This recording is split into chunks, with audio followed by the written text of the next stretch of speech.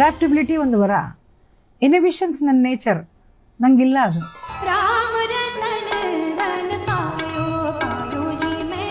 ಲಾರಿದ horn ಒಂದು tone ಇರ್ತಿತ್ತು, ಅದನ್ನು ನೊಟೇಟ್ ಮಾಡ್ತಿದ್ದಂತೆ ನಾನು. Art is the most beautiful gift of nature which goes back to the nature.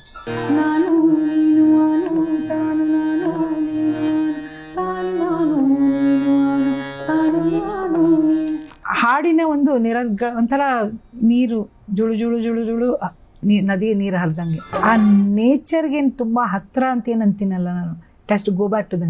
I think Lataji did that.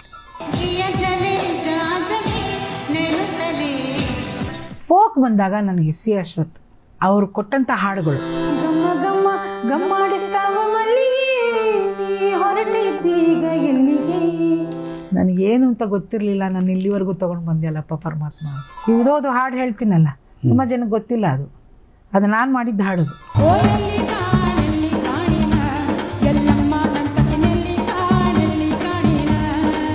ಸ್ವಲ್ಪ ಹಿಂದಕ್ಕೆ ಹೋಗ್ತೀನಿ. ಮದುವೆ ಅದೇ 98ವರೆಗೂ ಇದ್ದೆ ಅನ್ನಲ್ಲ. 98 ಮದುವೆ ಫಿಕ್ಸ್ ಆಯಿತು ಅಂದರೆ ಅವರಿಗೆ ನಾನು ಆಗಿತ್ತು. ಅದು ಅವ್ರು ಹೋಗೋಕ್ಕಿಂತ ಮುಂಚೆನೇ ಇಲ್ಲೇ 92ನಲ್ಲೇ ಆಯ್ತಲ್ಲ ಸರ್. 93 ನಾನು ಜಾಯ್ನ್ ಆಗಿದ್ದು. ನಾನು ಫೈನಲ್ ಇಯರಲ್ಲಿದ್ದೆ. ಫೈನಲ್ ಇಯರಲ್ಲಿದ್ದಾಗ ಅವ್ರು ಭೇಟಿ ಆಯಿತು.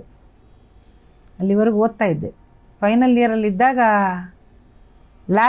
ಲ್ಯಾಬ್ ಆಗಿತ್ತು, ಥೇರಿ ಇತ್ತು. ಅವ್ರು ಬಂದು ಕರ್ಕೊಂಡು ಹೋಗಿ ತಿರ್ಗಾ ಬರಲಿಲ್ಲ. ಸೊ ನಾನು ಕಂಪ್ಲೀಟ್ ಮಾಡೋಕ್ಕಾಗಲಿಲ್ಲ. ಲ್ಯಾಬ್ ಮುಗಿಸ್ಕೊಂಡು ಹೋದೆ, ತಿರ್ಗಾ ವಾಪಸ್ ಬರಲಿಲ್ಲ ನಾನು. I should have done that. But ಅವ್ರಿಗೆ ಇದು ಇರಲಿಲ್ಲ, ಪರವಾನಗಿ ಇರಲಿಲ್ಲ. ಬರೋದಾದರೆ ಈಗ ಬಾ ಅಂದರು.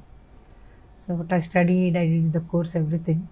ಬಟ್ ಅದು ನಮ್ಮಮ್ಮಂಗೆ ಈಗಲೂ ಬೇಸರ ಇದೆ ಮಾಡಲಿಲ್ಲ ಅಂತ. But that was destined. First practicals ಆಗೋದಲ್ಲ, ಪ್ರಾಕ್ಟಿಕಲ್ ಎಕ್ಸಾಮ್ ಎಲ್ಲ ಆದಮೇಲೆ ಇನ್ನೊಂದು 1.5-2 ತಿಂಗಳಲ್ಲಿ ಏನಾಗ್ತಿತ್ತು.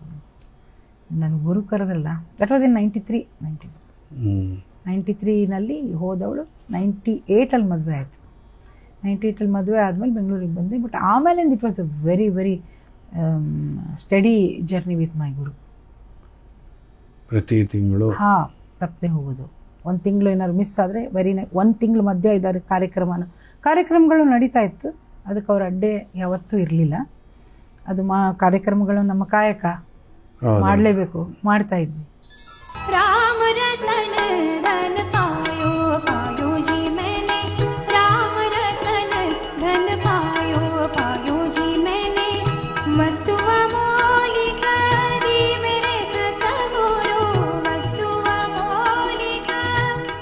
ರೆಕಾರ್ಡಿಂಗ್ಗಳು ನಡೀತಾ ಇತ್ತು. ಪ್ರತಿಯೊಂದು ಅವ್ರಿಗೆ ಅಪ್ಡೇಟ್ ಮಾಡ್ತಾ ಇದ್ದೆ ಮಾತ್ರ ನಾನು.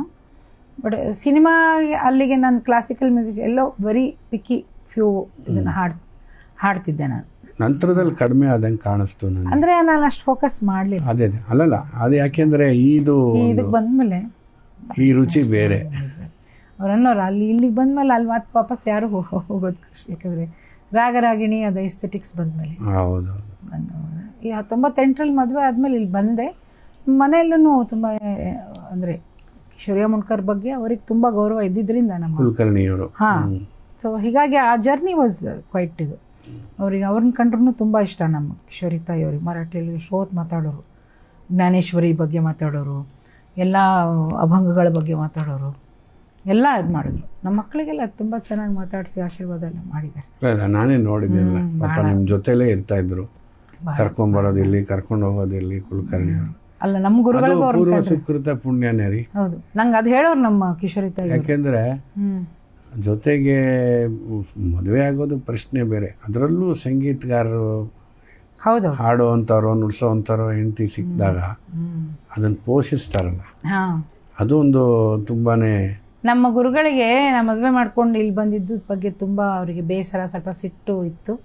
ಆಮೇಲೆ ಎಷ್ಟೋ ದಿವಸ ಅವ್ರು ಮಾತು ಆಡಿಸಿರ್ಲಿಲ್ಲ, ಎಂಟರ್ಟೈನ್ ಮಾಡಿರಲಿಲ್ಲ. ಬಟ್ ಒನ್ ಫೈನ್ ಡೇ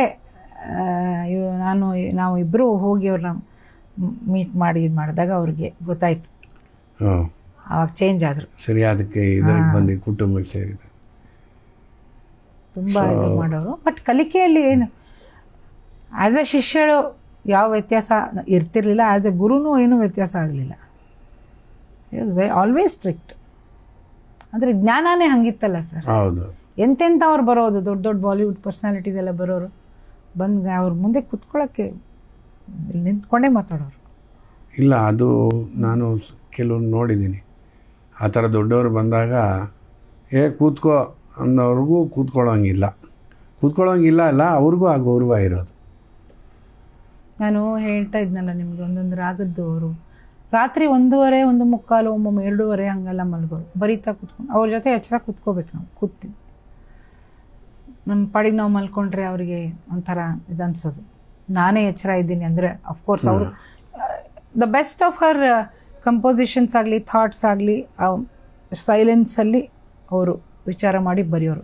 ಸ್ವರಾರ್ಥ ರಮಣಿ ಅಂತ ಒಂದು ಪುಸ್ತಕ ಬರೆದಿದ್ದಾರೆ, ಅದರದ್ದೆಲ್ಲ ರೈಟಿಂಗ್ ಮಧ್ಯರಾತ್ರಿನೇ ಅವರು ವಿಚಾರಗಳನ್ನ ಬರೆದಿದ್ದು. ಆವಾಗ ಮಧ್ಯ ಎಬ್ಸಿ ಹೇಳೋರು, ಅಂದರೆ ಹಿಂಗಿದೆ ಬರ್ಕೋ, ಇದು ಹಿಂಗಾಗಿ ಬರ್ಕೋ, ಒಂದು ಕ್ವೆಶ್ಚನ್ ಮಾರ್ಕ್ ಹಾಕೋದು, ಡೌಟ್ ಇದೆ. ಸೊ ಇದೆಲ್ಲ ಹೇಳ್ತಾಯಿದ್ರು. ಎಷ್ಟೋ ಸರ್ತಿ ನನಗೆ ತುಂಬ ನಿದ್ದೆ ಬಂದು ಪುಸ್ತಕ ಇಸ್ಕೊಂಡ್ಬಿಟ್ಟು ಆಕಳಿಸ್ತಾ ಇದೆಯಾ ನೀನು ಅಂತ ತಾವೇ ಬರೆಯೋರು. ರಾತ್ರಿ ಒಂಥರ ಟ್ರಾನ್ಸಲ್ಲಿ ಹೋಗ್ತಿದ್ರು. ಆಮೇಲೆ ಯಾವಾಗ ನಿದ್ದೆ ಬರ್ತಿತ್ತೋ ಗೊತ್ತಿತ್ತು, ನಿದ್ದೆ ತುಂಬ ಕಡಿಮೆ. ಹಿಂಗೆ ಬೆಳಗ್ಗೆ ನಮಗೆ ಕಣ್ಣತ್ತು ಬಿಡೋರು ನಿದ್ದೆ. ಅವ್ರು ಎದ್ದು ಆಲ್ರೆಡಿ ಆ್ಯಕ್ಟಿವಿಟಿ ಸ್ಟಾರ್ಟ್ ಆಗಿಬಿಟ್ರು. ಭಯ ಅಂದರೆ ಭಯ ನಮಗೆ ತುಂಬ. ಬಟ್ ಲೇಟರ್ ಇಯರ್ಸ್ ಕೊನೆಗೆ ತುಂಬ ಮೆಲೋ ಆದರು ಅವರು. ಯಾವಾಗ ಅಂದರೆ ಅವರ ತಾಯಿ ಮಗುಬಾಯಿ ಅವರು ಹೋದ್ಮೇಲೆ, ತಾಯಿನ ಕಳ್ಕೊಂಡೆ ಅಂತಲ್ಲ, ಗುರು ಹೋದ್ರಲ್ಲ ಅಂಥೇಳಿ ಅವರು ಟೋಟಲಿ ಅವ್ರದ್ದೊಂದು ಅದನ್ನು ನೋಡಿದ್ದೀವಿ ನಾವು. Greatest musician I have seen and great human beings.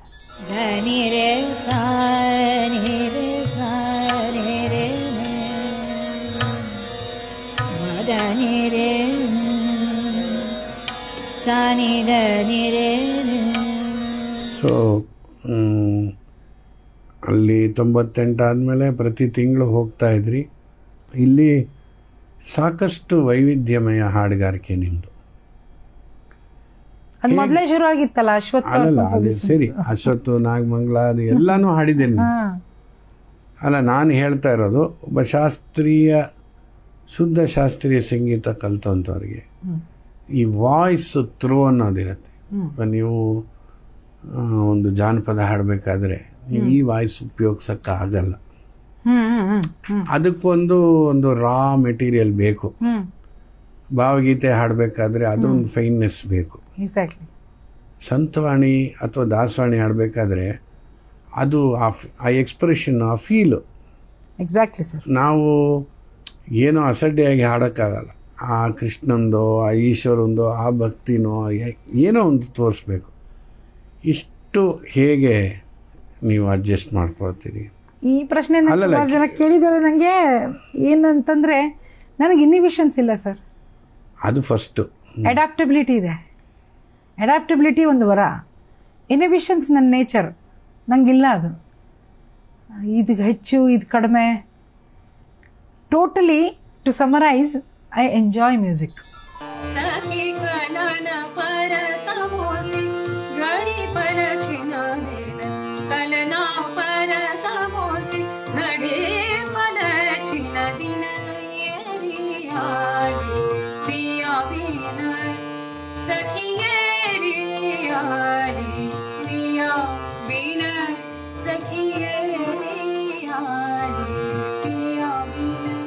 ನಾನು ಅದು ಹೇಳ್ತೀನಿ, ನಾನು ಶಬ್ದ ನಾನು ಹೇಳ್ತೀನಿ, ಯಾವುದೂ ಶಬ್ದ ಅಲ್ಲ ನನಗೆ, ನಾದಾನೆ. ಒಂದು ಪಾತ್ರ ಇದ್ರೂ ನಾದಾನೆ. ಇಲ್ಲ, ನನಗೂ ಕೇಳ್ತಾರೆ, ಈಗ ಎಲ್ಲದರಲ್ಲೂ ಇರ್ತೀವಿ, ಆದರೆ ಸಂಜೆ ಕಾರ್ಯಕ್ರಮಕ್ಕೆ ಹೋಗ್ತೀವಿ, ಅಲ್ಲಿ ಶುದ್ಧವಾಗಿ ಇರ್ಬೇಕು. ಇದ್ಯಾವುದು ಜ್ಞಾಪಕ ಬರಲ್ವಾ ಅಂತ. ಇಲ್ಲಪ್ಪ, ಅದು ಇಲ್ಲಿಗೆ, ಅಲ್ಲಿಗೆ. ನಮ್ಮ ಒಂದು ಕೂತ ತಕ್ಷಣ ಅದೊಂದು ಧರ್ಮ. ಅದು ನಾನು ತುಂಬ ಚಿಕ್ಕವಳಿದ್ದಾಗ, 4-5 ವರ್ಷ 6 ವರ್ಷ, ಆವಾಗಲೇ ರಾತ್ರಿ ನಿಶಬ್ದ ಇದರಲ್ಲಿ ಮಲ್ಕೊಂಡಾಗ ಈ ಹೈವೇ ಲಾರಿಗಳು ಪಾಸ್ ಆಗೋದು. ಆ ಲಾರಿದ ಹಾರ್ನ್ ಒಂದು ಟೋನ್ ಇರ್ತಿತ್ತು, ಅದನ್ನು ನೊಟೇಟ್ ಮಾಡ್ತಿದ್ದಂತೆ ನಾನು. ರೇ ನಿಸರಿಸ ಅಂತ ಇದ್ನಂತೆ. ಆಮೇಲೆ ಮೇಲಿಂದ ಕೆಳಗಿನ ಸ್ವರ್ಗೆ ಬರೋದು, ಅದೆಲ್ಲ ಹೆಂಗೆ ಬಾರಿಸ್ತಾನೆ ನೋಡೋ ಅಂತ ಹಿಂಗೆ ಹೇಳ್ತಿದ್ದೆ. So then subconscious mind is always open for music.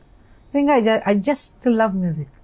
ನನಗನ್ಸೋ ಮಟ್ಟಿಗೆ ಪ್ರಕೃತಿಯಲ್ಲಿ, ಪ್ರಪಂಚದಲ್ಲಿ ಅದರಷ್ಟು ಸುಂದರವಾದಂಥ ಮತ್ತೊಂದಿಲ್ಲ ಅನಿಸುತ್ತೆ ನನಗೆ. Music is the most beautiful art in general. Art is the most beautiful gift of nature which goes back to the nature. ರಸ ಸಿದ್ಧಾಂತ ಎಲ್ಲಿಂದ ಬಂದಿದೆ? ನೇಚರಿಂದ ಬಂದಿದೆ. ಈ ರಾಗರಸ ಸಿದ್ಧಾಂತ ವಾಪಸ್ ನಾವು ಅದಕ್ಕೆ ಕೊಡ್ತೀವಿ. ಸೊ ಇದು ಒಂಥರ ಈ ಅಮಾಲ್ಗಮೇಷನ್ ಏನಿದೆಯಲ್ಲ, it is very beautiful sir. So ಚಂದವಾಗಿದ್ದು ಅಂದವಾಗಿದ್ದು ಎಲ್ರಿಗೂ ಇಷ್ಟ ಆಗುತ್ತಲ್ಲ ಸರ್. ಅದಕ್ಕೆ ಹೇಳ್ತಾ ಇರ್ತೀನಿ ನಾನು, ಈ ಆರ್ಟ್ ಅನ್ನೋ ನಮ್ಮ ಇಡೀ ದೇಹದಲ್ಲಿ ಅಂಗಾಂಗಗಳ ಹೆಸರಿನಲ್ಲಿ ಆರ್ಟ್ ಅಂತಿರೋ ಒಂದು ಅಂಗ ಹೆಸರು ಅಂದರೆ ಹಾರ್ಟ್. ಎಕ್ಸಾಕ್ಟ್ಲಿ. ಅದನ್ನು ಹಾಕಿದ್ರೆ ಆರ್ಟ್. ಈಗ ನಿಮ್ಗೆ ಸಣ್ಣ ಉದಾಹರಣೆ ಹೇಳಬೇಕು ಅಂದರೆ,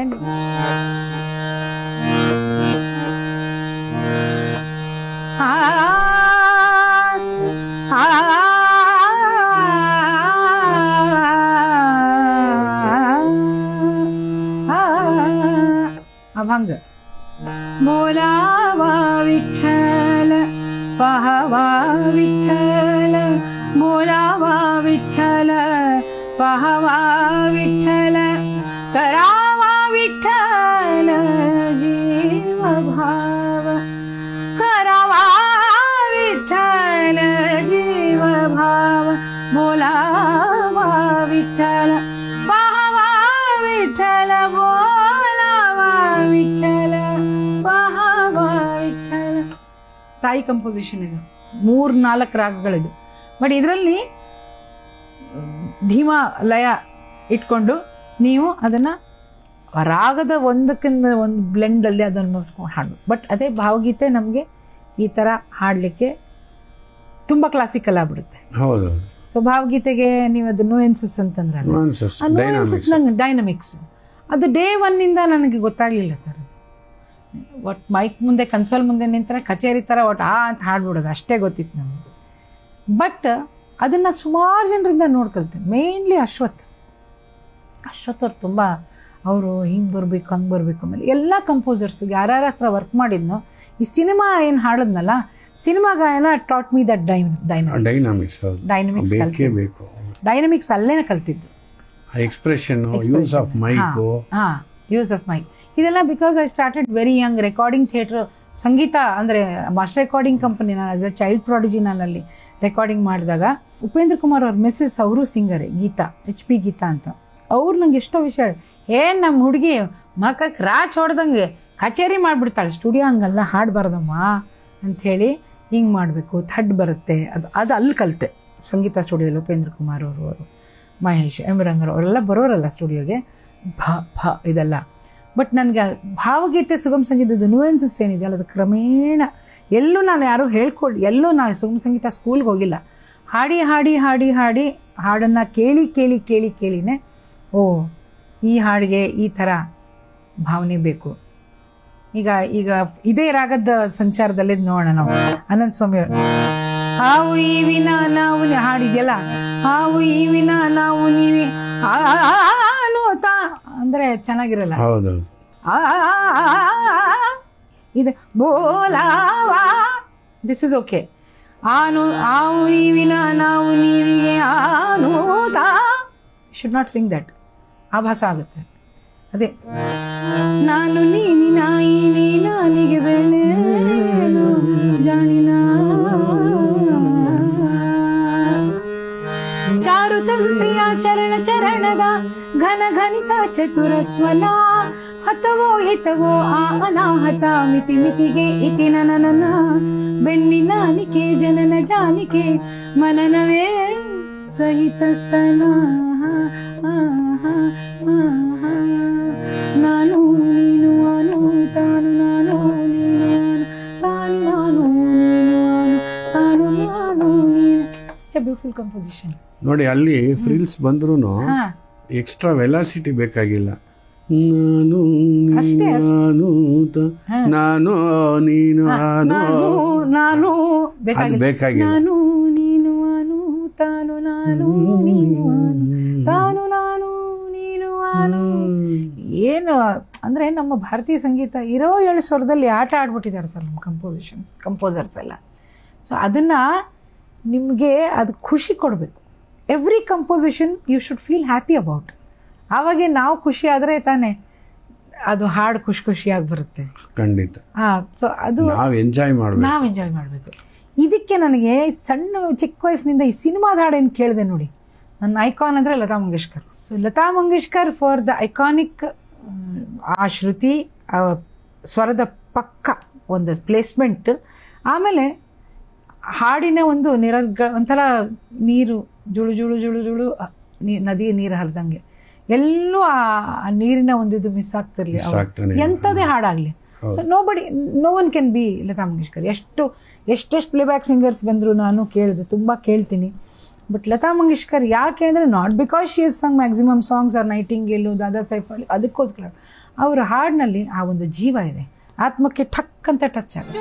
ಸೊ ಹಂಗಾಗಿ ಲತಾಜಿಯವ್ರನ್ನ ತುಂಬ ಅವರು ಹಾಡಿದ ಬರೀ ಸಿನಿಮಾದಷ್ಟೇ ಅಲ್ಲ ಮರಾಠಿ ಅಭಂಗ್ ಕೇಳ್ತಾ ಇದ್ದೆ, ಆಮೇಲೆ ಮೀರಾ ಭಜನ್ ಒಂದಕ್ಕಿಂತ ಒಂದು, ಆಮೇಲೆ ಮರಾಠಿ ಕೆಲವೊಂದು ಭಾವಗೀತೆಗಳನ್ನ ಹಾಡಿದ್ದಾರೆ. ಎಷ್ಟೆಷ್ಟು ಕಷ್ಟವಾದ ಹಾಡುಗಳನ್ನ ಹಾಡಿದ್ದಾರೆ. ಮರಾಠಿ ಇದು ಕಂಪೋಸಿಷನ್ ಡೋಲ್ಕಾರ ಎಲ್ಲ ಇದೆಯಲ್ಲ, ಅದು ಫೋಕ್ ಮೇಲ್ಗಡೆಯಿಂದ ಅದು ಫೋಕ್, ಅದು ಹೃದಯನಾಥ್ ಮಂಗೇಶ್ಕರ್ ಕಂಪೋಸಿಷನ್ಸ್. ಸೊ ಲತಾಜಿ ವೋಕಲ್ಸ್ ಏನಿದೆಯಲ್ಲ, ತುಂಬ ಜನ ಎಲ್ಲರೂ ಐಕಾನ್ ಅಂತ ಇದು ಮಾಡ್ತಾರೆ. ಬಟ್ ಏನು ಅವರ ಹಾಡಿನಲ್ಲಿ ಏನು ಅಡಗಿದೆ, ಏನು ಅದರ ತಿರುಳೇನಿದೆ ಯಾರು ತಿಳ್ಕೊಳ್ಳೋ ಪ್ರಯತ್ನ ಮಾಡಬೇಕು. ಆ ನೇಚರ್ಗೇನು ತುಂಬ ಹತ್ತಿರ ಅಂತ ಏನು ಅಂತೀನಲ್ಲ ನಾನು, just go back to that. I think Lataji did that.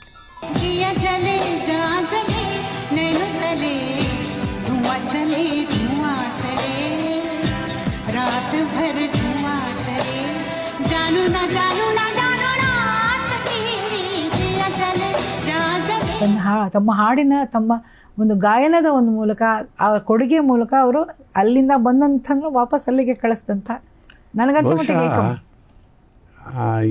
ಎಲ್ಲ ಈಕ್ವಲೈಸೇಷನ್ ಆಕೆ ವಾಯ್ಸಲ್ಲೇ ಇತ್ತು. ಆ ಒಂದು ಕಂಟ್ರೋಲ್ ಸರ್, ಒಂದು ಕಂಟ್ರೋಲ್ ಬೇಡ, ಬ್ಯಾಸ್ ಬೇಡ, ಏನಿಲ್ಲ. ದೇವರು ಕೊಟ್ಟು ಮರ್ತು ಬಿಟ್ಟಿದ್ದಾರೆ ಅವರಿಗೆ, ಅದನ್ನ ಕರೆಕ್ಟಾಗಿ ಕೊಟ್ಟರು ಅವರು. ಪ್ರತಿಯೊಂದು ಮತ್ತೆ ಸ್ವರ ಶುದ್ಧತೆ, ಆ ಸ್ವರ ಶುದ್ಧತೆ, ಆ ಶ್ರುತಿ ನಾನು ಎಲ್ಲೂ ನೋಡಲಿಲ್ಲ. ಹೀಗಾಗಿ ಅವುಗಳನ್ನ ನೀವು name the cinema, I use to sing the song ಚಿಕ್ಕ ವಯಸ್ಸಿನಿಂದ. ಅಂದರೆ ಮಚ್ ಬಿಫೋರ್ ನಾನು ಸಂಗೀತ ಕಲಿಯೋಕೆ ಮುಂಚೆನೂ ನಂಗೆ that help a lot for my ಸುಗಮ ಸಂಗೀತ. ಈಗ ಒಂದು ಹಾಡು ಬರುತ್ತೆ, ಶ್ರಾವಣಾತ್ ಘನ ನೀಳಾ ಬರಸಲ ಶ್ರಾವ ಕಂಪೋಸಿಷನ್. ಅದನ್ನೇನು ಒಳ್ಳೆ ನೀರು ಕುಡ್ದಂಗೆ ಹಾಡ್ಬಿಟ್ಟಿದ್ದಾರೆ ಅಮ್ಮ. ಅವ್ರದ್ದೇ ಒಂದು ಇರಬೇಕಲ್ಲ, ಒಂದು ಯಾವುದೋ ತುಳಸಿ ಅಂತ ಒಂದು ಬರುತ್ತೆ, ತುಂಬ ಚೆನ್ನಾಗಿದೆ ಅದು. ಅದೇ ಹೃದಯನಾಥ್ ಮಂಗೇಶ್ಕರ್ ಇದು ಇನ್ನೊಂದು ಶ್ಯಾಮಸನ್.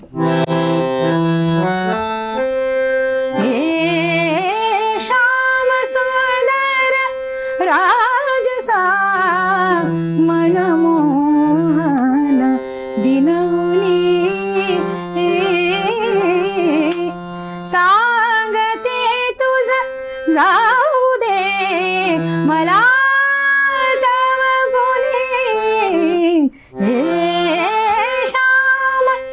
ಎಂಥ ಒಂಥರ ವಿರಳವಾದ ಕಂಪೋಸಿಷನ್, ಒಂಥರ ಅವುಗಳು ಅಂತಾರಲ್ಲ, ಟೇಡಾ ಮಾಡ ಕಂಪೋಸಿಷನ್. ಇದು ನೋಡಿ ಏನು ಈಸಿಯಾಗಿ ಹಾಡಿದ್ದಾರೆ. ಸುಂದರತೆ ಅವಂತ ಅಭಂಗಗಳು ಅದು ಎಷ್ಟು ಸ್ಲೋ ಇದೆ ಅದು. ಸೊ ಅವರು ಈ ಥರ ಅವ್ರು ಹಾಡದೇ ಇರೋ ಹಾಡೇ ಇಲ್ಲ. ನಾನು ಯಾವಾಗಲೂ ಅವ್ರದ್ದು ಕೇಳ್ತಿದ್ದೆ, ನಮ್ಮ ಕಿಶೋರಿ ತಾಯಿ ಹತ್ರ ಕಲಿತಾ ಇದ್ನಲ್ಲ. ಏನು ಡಿಫ್ರೆನ್ಸ್ ಇರ್ಬೋದು ನಂಗೆ ಎಕ್ಸ್ಪ್ಲೈನ್ ಮಾಡೋರು ನಮ್ಮ ಗುರುಗಳು. ಅಂದರೆ ಎಷ್ಟು ಗ್ರೇಟ್ ಅಂದರೆ ನಮ್ಮ ಗುರುಗಳು. ಲತಾಬಾಯಿ ಅಸಗಾಯಿಲೆ ಕಶಾಲ ತಸಗಾಯಿಲಿ, ಯಾಕೆ ಆ ಥರ ಹಾಡಿದ್ಲು ಲತಾಬಾಯಿ? ಅವರೊಬ್ಬರು ಕಂಟೆಂಪ್ರರೀಸ್ ಅಲ್ಲ, ಒಂದೇ ಊರಿನವರು. ಲತಾಬಾಯಿ ಹಿಂಗೆ ಹಾಡಿದ್ದಾರೆ, ಯಾಕೆ ಹಾಡಿದ್ರು? ಅದು ಯಾಕೆ ಹಂಗೆ ಹಾಡಬೇಕಿತ್ತು? ಹಿಂಗೆ ಯಾಕೆ ಹಾಡಲಿಲ್ಲ? ನಾವು ಕ್ಲಾಸಿಕಲ್ ಮ್ಯೂಸಿಷಿಯನ್ಸ್ಗೆ ಅಭಂಗ್ ಟೈಮ್ ಫೋಕ್ ಬಂದಾಗ ನನಗೆ ಸಿ ಅಶ್ವಥ್ ಅವರು ಕೊಟ್ಟಂಥ ಹಾಡುಗಳು ಫೋಕ್ ಬೇಸ್ಡ್ ಇರೋ ಟ್ರೀಟ್ಮೆಂಟ್ ಹೆಂಗೆ ಮಾಡಬೇಕು. ಈಗ ಫಾರ್ ಎಕ್ಸಾಂಪಲ್ ಗಮ ಗಮ ಗ ಮಾಡಿಸ್ತಾವ ಮಲ್ಲಿಗೆ, ಗಮ್ಮ ಗಮ್ಮ ಗಮ್ಮಾಡಿಸ್ತಾವ ಮಲ್ಲಿಗೆ, ನೀ ಹೊರಟಿದ್ದೀಗ ಎಲ್ಲಿಗೆ, ನೀ ಹೊರಟಿದ್ದೀಗ ಎಲ್ಲಿಗೆ. ಸಾರೆ ಗರೆ ನೇದ ಸಾ ಜಿಂಜುಟಿ ಬೇಸ್ಟ್ ಗಮ ಗ ಸಾರೆ ಗ ಗಮ ಪದ ನೇದ ಮಗ ಕಮಾಜು ಜಿಂಜುಟಿ ಎಲ್ಲ ಹಾಸು ಹಕ್ಕಕ್ಕೆ ಬರ್ತವೆ. ದ ನಡ ತಾರೇ ರೇ ರೇ ಅದ ಗಮ ಗಮ ಹಿಂಗೆ ಹಾಡ್ತಾ ಕುತ್ಕೊಂಡ್ಬಿಡ್ರೆ ಗಮ ಗಮ ಹೋಯ್ತು ಹಾಡಿಂದು. ಹೌದು, ಗಮ ಹೋಯ್ತು. ಹೆಂಗೆ ಹಾಡಬೇಕು ಭಾವಗೀತೆಗೆ ಅಂದರೆ ಅದರಲ್ಲಿ ಭಾವ ಇಲ್ವಾ, ಅದರಲ್ಲಿ ಭಕ್ತಿ ಇಲ್ವಾ, ಇದೆ. ಬಟ್ ಸಾಹಿತ್ಯ ಬಂದಾಗ ಸಾಹಿತ್ಯಕ್ಕೆ ತಕ್ಕ ಹಾಗೆ ಹೆಂಗೆ ಹಾಡಬೇಕು ಅಂತ ಇದು ಹೋಗ್ತಾ ಹೋಗ್ತಾ ಹೋಗ್ತಾ ಕಲಿಕೆಯಲ್ಲಿ ನಾನು ಹೇಳಿದ್ನಲ್ಲ ಸಾಹಿತ್ಯ ಓರಿಯೆಂಟೇಷನ್ ಶಬ್ದ. ಭಾವಗೀತೆಯಲ್ಲಿ ಸಾಹಿತ್ಯ ನಂಬರ್ 1 ಫಸ್ಟ್ ಬರೋದದೇ. ನೀವು ಒಂದು ಸ್ವರ ಅಕಸ್ಮಾತ್ ನಿಂಗೆ ಮರ್ತೋಯ್ತು ಅಂದರೆ ಅಲ್ಲಿ ಟೇಕ್ ಅ ಪಾಸ್, ಬಟ್ ಆ ಶಬ್ದ ಮಾತ್ರ ಮರಿದೆ. ಸ್ವರ ನಿಂಗೆ ಗೊತ್ತಾಗಲಿಲ್ಲ ಅಂದರೆ ಧಾಟಿ ಗೊತ್ತಾಗಲಿಲ್ಲ ಅಂದರೆ you have to take a pass ಸಂಗೀತ. ಬಟ್ ಶಬ್ದ ಮಾತ್ರ ಯಾವತ್ತೂ ಹುಸಿ ಹೋಗ್ಕೂಡ್ದು, ಬಿಕಾಸ್ ಕವಿ ಆ ಶಬ್ದಗಳನ್ನ ಹಾಗೆ ಬರೆದಿರ್ತಾರೆ. ಸೊ ಇದೆಲ್ಲ ಕಲಿತಾ ಕಲಿತಾ ಕಲಿತಾ ಒಂಥರ ನೋಡಿ ನೋಡಿ ಕೇಳಿ ಕೇಳಿ ಕಲ್ತಿದ್ದಕ್ಕೆ, because I didn't have inhibitions. ನನಗೆ ಇನ್ನು ಕಲಿಬೇಕು ಇನ್ನು ಕಲಿಬಾರ್ದು ಆ ಥರ ಏನೂ ಇರಲಿಲ್ಲ. ಸೊ ಅದು ಹೆಲ್ಪ್ ಆಯಿತು ಸರ್. ಇನ್ನು ಫೋಕ್ ಮ್ಯೂಸಿಕ್ ಬಂದಾಗ ನನಗೆ ಯಾರ್ಯಾರು ಪ್ರೇರಣೆ ಇರ್ಬೋದು ನೀವು ಲೆಕ್ಕ ಹಾಕ್ಕೊಳ್ಳಿ. ನಮ್ಮ ಮನೆ ಮುಂದೆ ಇದು ಬರೋರು ಪಡ್ಲಿಗೆ ಹೊತ್ಕೊಂಡು ದುರ್ಗಮುರ್ಗಿಯರು ಭಿಕ್ಷೆ ಬೇಡಕ್ಕೆ ಬರೋರು, ಅವರೊಂದು ವಿಶೇಷವಾದ ಧ್ವನಿಯಲ್ಲಿ ಹಾಡ್ತಾಯಿದ್ರು. ಸಂಗೀತ ಗೊತ್ತಿರಲಿಲ್ಲ, ಸ್ವರ ಗೊತ್ತಿರಲಿಲ್ಲ, ಅವ್ರಿಗೆ ತಾಳ ಅಂತ ಈ ಥರ ಅಂತ ಅಣ್ಕಲ್ಲ. ನೀರ ಜಗಂಬ ಇರಲ್ಲವ ಗೊಡ್ಡದ ತಾಯವ ನೀಳವ ಈ ಥರ ಹಾಡೋರು ಅವರು. So music is everywhere. ಅದು ನನಗೆ ಗೊತ್ತಿಲ್ಲದೇ ಎಲ್ಲ ಕಡೆಯಿಂದ ಸೋರ್ಸಸ್ ಏನೋ ಕೇಳಿ ಬೆಳೆದಿದ್ನಲ್ಲ, ನನ್ನ ಏನು ಹೇಳ್ತಾರೆ, ನನ್ನ ಬ್ರಿಂಗಿಂಗ್ ಅಪ್ ಹಂಗಿತ್ತು. ಎಲ್ಲ ಕಡೆನೂ ಎಲ್ಲೆಲ್ಲೂ ಸಂಗೀತ, ಎಲ್ಲೆಡೆನೂ ಸಂಗೀತ ನೋಡಿದ್ದಕ್ಕೆ ಕೇಳಿದ್ದಕ್ಕೆ ಸಬ್ಕಾನ್ಷಿಯಸ್ ಮೈಂಡಲ್ಲಿ ಅದಕ್ಕೆ ನಾನು ಭಗವಂತನಿಗೆ ವಂದಿಸ್ತೀನಿ. ನನಗೇನು ಅಂತ ಗೊತ್ತಿರಲಿಲ್ಲ, ನಾನು ಇಲ್ಲಿವರೆಗೂ ತೊಗೊಂಡು ಬಂದೆಯಲ್ಲಪ್ಪ ಪರಮಾತ್ಮ ಅಂತ. ಅಲ್ಲ, ಅದು ಎಲ್ಲದ್ರ ಬಗ್ಗೆ ಗೌರವ, ಎಲ್ಲನೂ ಗೌರವ ಇದ್ದರೆ ನಮ್ಗೆ ಯಾವುದೂ ತೊಂದರೆ ಆಗಲ್ಲ. ಹೌದಾ ಸರ್? ಇದೇ ದೊಡ್ಡದು, ಇದೆಲ್ಲ ಹಿಂಗೆ ಅಂದರೆ ನನಗೆ 18 ವರ್ಷನ ಅವಾಗ ಇನ್ನೂ PUC ಓದ್ತೀನಿ, ಇನ್ನೂ ಕಡಿಮೆನೇ ಅನ್ಕೊ, ಫಸ್ಟ್ PUC ಇರ್ಬೋದು. ಆವಾಗ ಕಂಪೋಸ್ ಮಾಡಿದೆ. ಎಲ್ಲಿ ಕಾಣೆ ಎಲ್ಲಮ್ಮ ಈ ಉದೋದು ಹಾಡು ಹೇಳ್ತೀನಲ್ಲ, ತುಂಬ ಜನಕ್ಕೆ ಗೊತ್ತಿಲ್ಲ ಅದು ನಾನು ಮಾಡಿದ್ದು ಹಾಡೋದು. ಅದು ಆವಾಗ ಹಿಂಗೆ ಹಾಡ್ತಿರ್ಲಿಲ್ಲ, ವಿಚಾರ ಬೇರೆ. ಬಟ್ ಅದು ಹೆಂಗೆ ಹಾಡ್ತೀರಿ, ತುಂಬ ಜನ ಎಲ್ಲ ನಾವು ಏನು ಎಲ್ಲ ಸ್ವಂತ ಕ್ರಿಯೇಷನ್ ಅನ್ನೋ ಥರ ಹಾಡಲಿ, ಭಾಳ ಸಂತೋಷ, ಹಾಡು ಬಂದರೆ ಸಾಕು. ಇದಕ್ಕೆ ಎಲ್ಲಿ ಕಾಣೆಲ್ಲಿ ಕಾಣಿನ ಪೀಲು ಮಿಶ್ರ ಪೀಲುದಲ್ಲಿ ಎಲ್ಲಮ್ಮ ನಂತಕಿನೆಲ್ಲಿ ಕಾಣೆಲ್ಲಿ ಕಾಣಿನ ಇದೆಯಾ. ಇದು ಹೋಗ್ತಾ ಹೋಗ್ತಾ ಹೋಗ್ತಾ ಏನಾಯ್ತು, ಇದನ್ನ ಇನ್ನೂ ರಸ್ಟಿಕ್ ಫೋಕ್ ಯಾಕೆ ಮಾಡಬಾರ್ದು ಅಂತ, ಎಲ್ಲಿ ಕಾಣೆಲ್ಲಿ ಕಾಣಿನ ಎಲ್ಲಮ್ಮ ನಂತಕಿನ ಎಲ್ಲಿ ಕಾಣೆಲ್ಲಿ ಕಾಣಿನ, ಅಲ್ಲಿ ಪಡ್ಲಿಗೆ ತುಂಬ ಚೌಡ್ಕಿ ತೊಗೊಂಡು ಹಾಡೋರು ಅದೇ ಸ್ಟೈಲಲ್ಲಿ ಹಾಡ್ತಾರೆ. ಚಿಕ್ಕ ಬಾಲಕಿನ ದುರದೊಂಡಿ ನೀ ಅತ್ತಕ್ಕೆವ್ವ ನೀ ಸಾರಿ ಮಗ ಸಾನಿ ಸಾರಿ ಪದ ನೀ. ಈ ಸ್ವರ ಪ್ರಸ್ತಾರ ಇದರಲ್ಲಿ ಹಾಕಿದ್ರೆ ಅಷ್ಟು ಸಮಂಜಸ ಅಲ್ಲ. ಇದು ನಾನು ತುಂಬ ಹೋಗ್ತಾ ಹೋಗ್ತಾ ಕಲಿತೆ ಸರ್. ಮೊದಲು ಬಹುಶಃ ಹಾಗೆ ಹಾಡ್ತಿದ್ನೋ ಏನೋ ವಿತ್ ಆಲ್ ಸರ್ಗಮ ಅದೆಲ್ಲ. ಬಟ್ ಹೋಗ್ತಾ ಹೋಗ್ತಾ ಹೋಗ್ತಾ ಆ ಒಂದು ಬೈಫರ್ಕೇಶನ್ ನನಗೆ ಅದು ಒಂದು ಅಷ್ಟು ಕೇಳೋ ಅವಕಾಶ ಆಯಿತು ನನಗೆ.